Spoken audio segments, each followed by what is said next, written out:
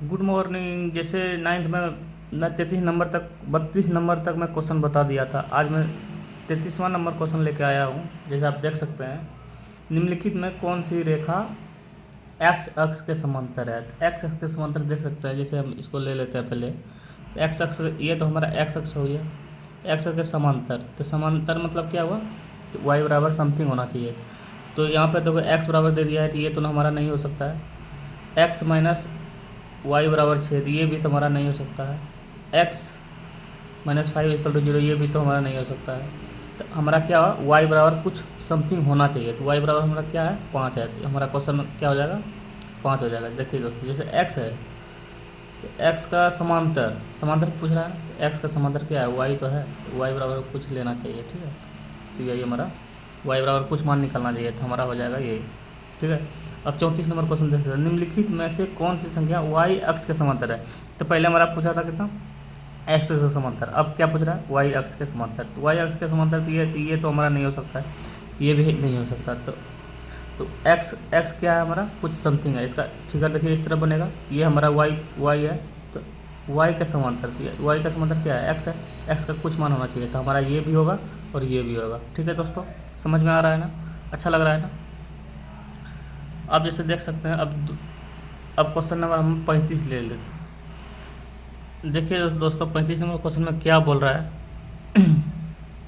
निम्नलिखित में से कौन सी बिंदु रेखीय समस्या समीकरण y बराबर x के आलेख से होकर गुजरती है।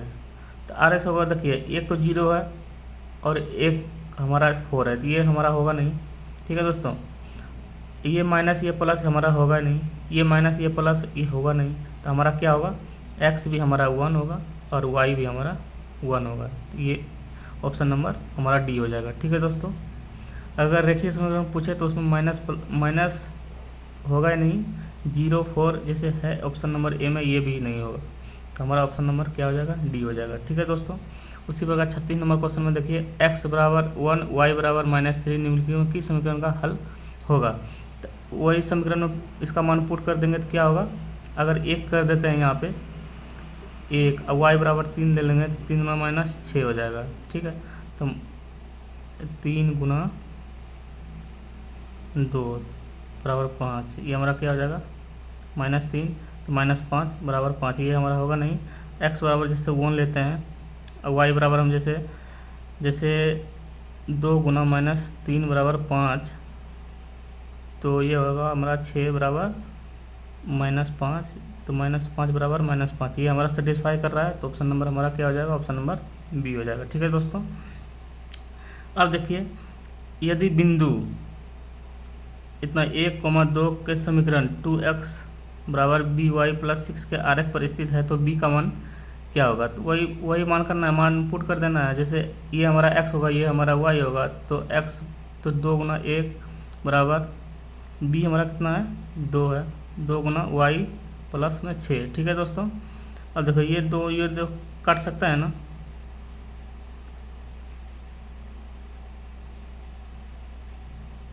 नहीं दोस्तों ऐसा नहीं होगा।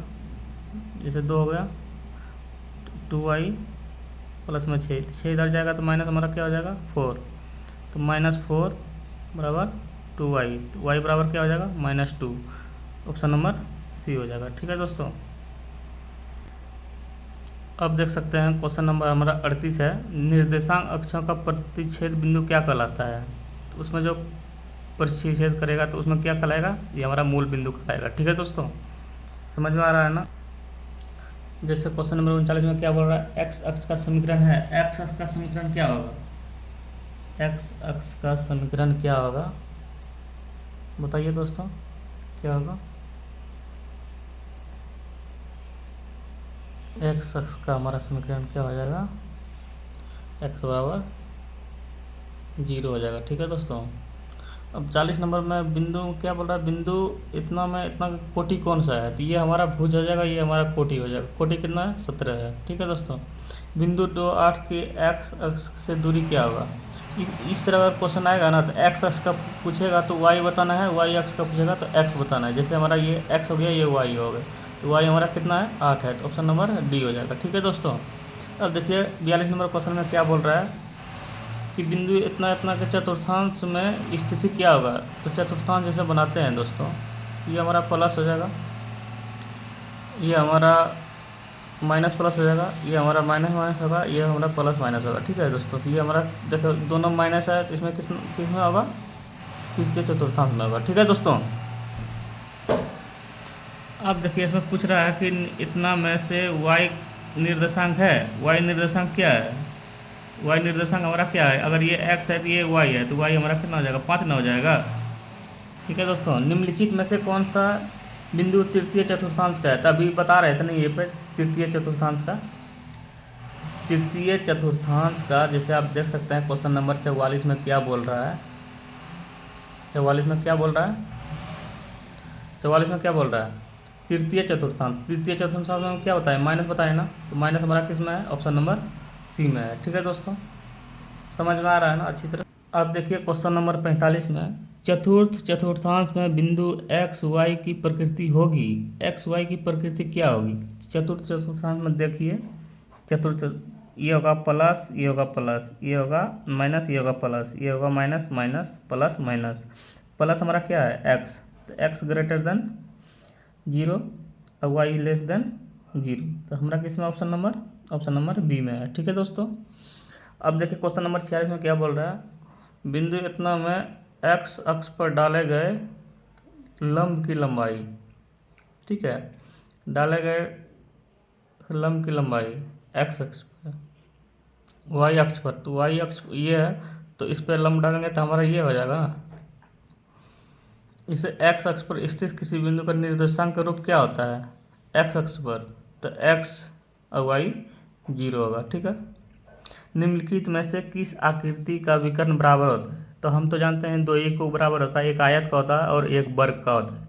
इसमें कौन सा ऑप्शन दिख रहा है, आयत दिख रहा है, इसलिए आयत हो जाएगा। ठीक है दोस्तों, अब देखिए क्वेश्चन नंबर 49 में क्या बोल रहा है। अब देखिए 49 में बोल रहा है किसी सतह के आयामों की संख्या होती है। किसी सतह के आयाम, जैसे मान लो ये प्लेन है, तो किसी सतह के आयामों की संख्या क्या होती है, 2 होती है हमेशा। ठीक है दोस्तों, देखिए अब क्वेश्चन नंबर 50 में क्या बोल रहा है, एक न्यून कोण का पूरक कोण होगा।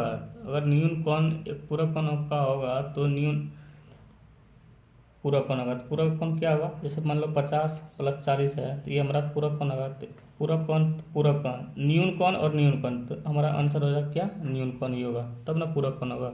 वह कोण जिसका मान या माप 180 होता है वो क्या कहलाता है, तो ऑप्शन नंबर ऋजु कोण कहलाता है। ठीक है दोस्तों, निम्नलिखित में कौन संख्या बराबर होते हैं। निम्नलिखित में कौन बराबर होते हैं, सभी न्यून कोण तो बराबर हो ही नहीं सकता है, सभी अधिकोण बराबर हो नहीं सकता, लेकिन समकोण सबका बराबर होगा। ठीक है, इसलिए ऑप्शन नंबर क्या हो जाएगा, ए हो जाएगा। ठीक है दोस्तों,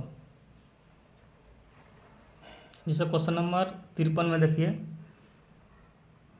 53 में क्या बोल रहा है, 59 के कोण का पूरक कोण क्या होगा। तो पूरक कोण हम जानते हैं 90 डिग्री होता है, तो 90 डिग्री में 59 दिया है, तो हमारा बचेगा कितना, 31 बचेगा ना, ऑप्शन नंबर बी हो जाएगा। ठीक है दोस्तों, 127 के कोणों का संपूरक हमको पता है कि 180 डिग्री होता है। 180 डिग्री में 127 घटा देंगे तो हमारा क्या हो जाएगा, 53 हो जाएगा, इसलिए ऑप्शन नंबर बी हो जाएगा। ठीक है दोस्तों, अब इसमें देखिए कितना आसान क्वेश्चन पूछा गया है, त्रिभुज के तीनों कोणों का योगफल क्या होता है। तो हमको पता है ना, त्रिभुज के तीनों कोणों का 180 डिग्री होता है।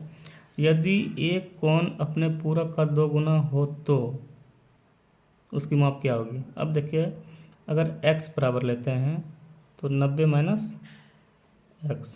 ठीक है दोस्तों, 2 गुना लेंगे ना तो 2x हो जाएगा।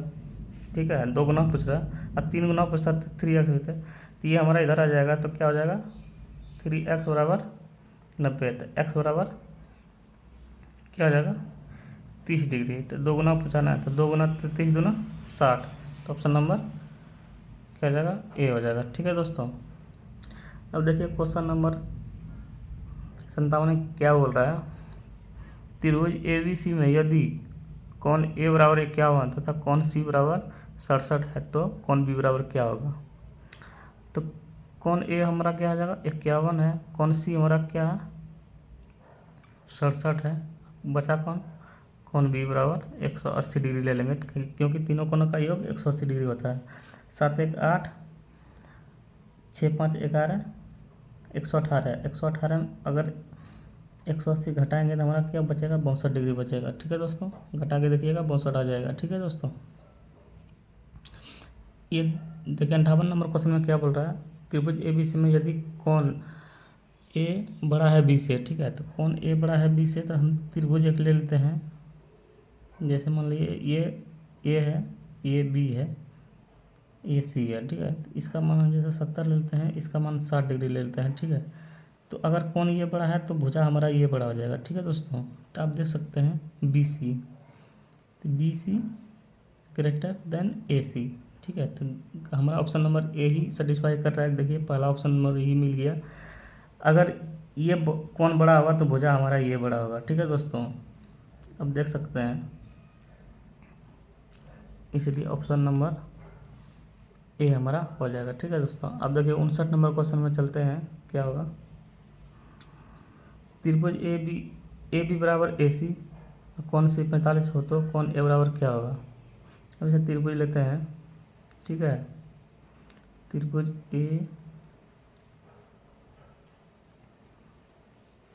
ए बी सी, ठीक है, इसमें बोल रहा है ए बराबर ए सी। ठीक है, अब कोण सी 45 डिग्री, अगर कोण सी 45 है तो ये भी 45 हो जाएगा। 45 गुना 90, तीनों कोनों का योग कितना होता है, 180 डिग्री।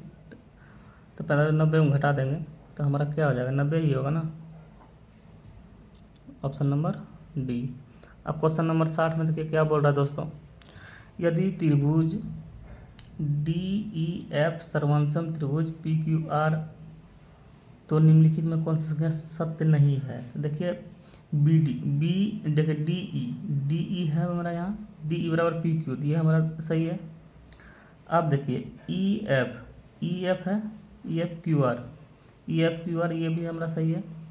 अब देखिए ऑप्शन नंबर सी में देखिए डी और एफ, तो हमारा पी आर ये भी सेटिस्फाई है।